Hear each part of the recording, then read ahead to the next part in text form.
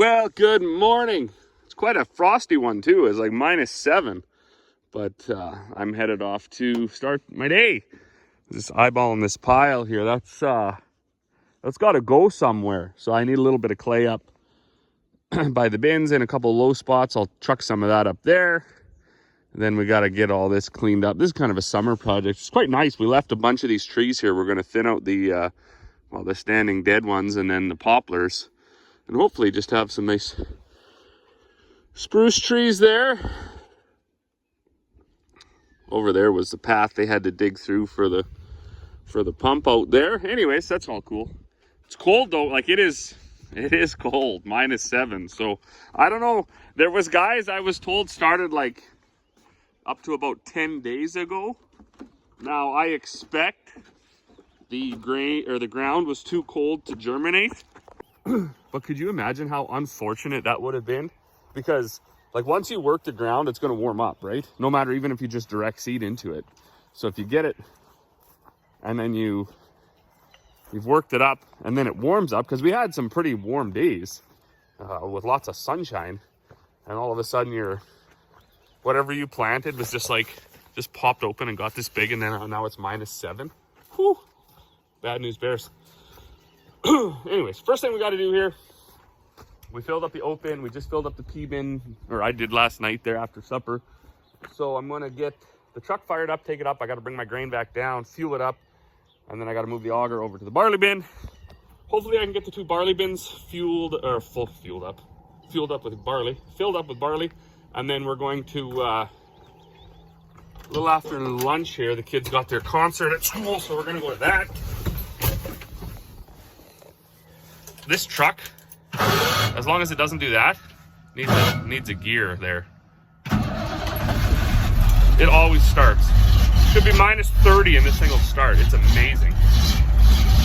It does need a starter. It's cold, like real cold. I'm not a fan of this -7 nonsense. But while I fired the old 2394 up here, I was thinking in my head, that's probably something that every farmer can agree on, that it doesn't matter the age of your equipment.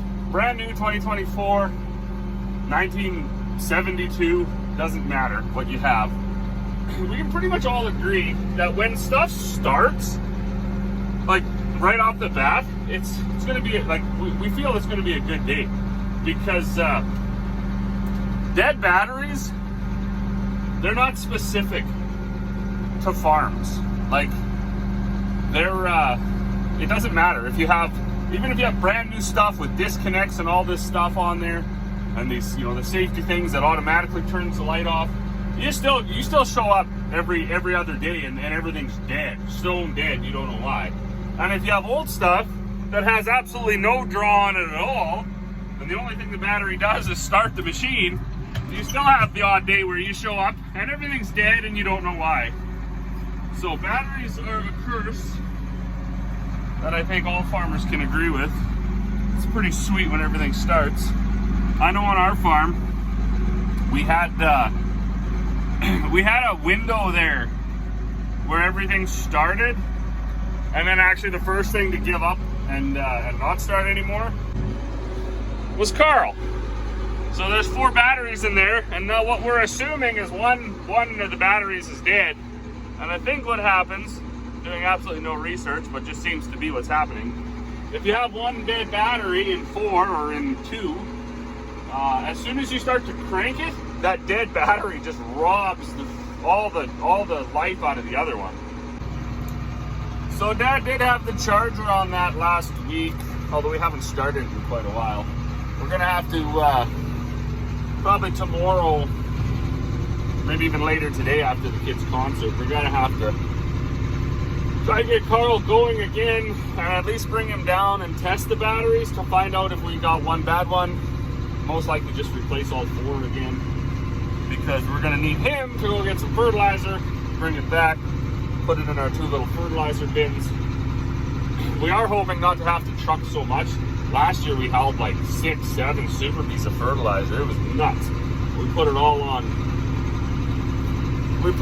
through the drill, and that was like a lot of stopping, a lot of filling.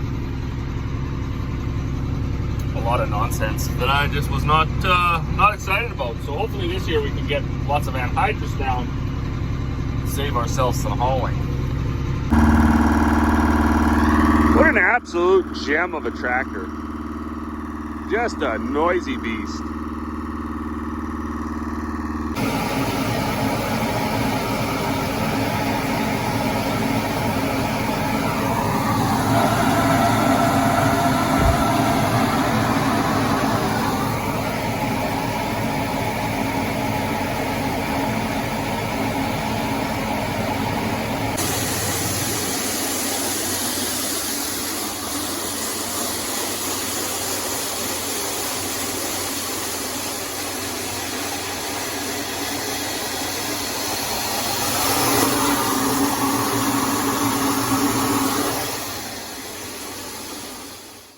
Well, good afternoon. So I just had lunch. As you can see over there, there's no swing auger set up anymore. That's cleaned out and put away. I got all my bins full. So I'm just gonna lock up the shop here and then we're gonna run into town. We do got to go attend the kids' spring concert. So we're gonna do that. And that'll be fun. The anhydrous guy was here yesterday, this morning. I don't even know. Top that off. So when we get back, I can probably start making bags again. And then either Dad and Corey and whoever can run out and maybe make a few more rounds. So it is cold. It's like it's +2, +1 right now. Wind's still like coming out of the north. So it's not real fun. But it'll be good to go sit in the school gym here for an hour or two. See what these kids are working. Well, good. I don't know, 4 o'clock maybe. Back at making bags. Don't know if I'll get the tractor out tonight or not.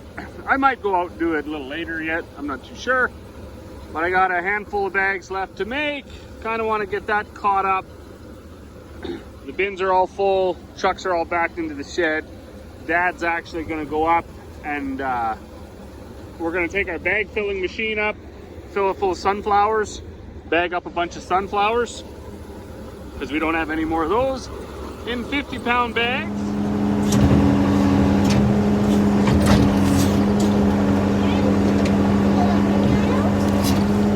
Oh, Mom, I got the bag down. I got the bag down. Good job, buddy.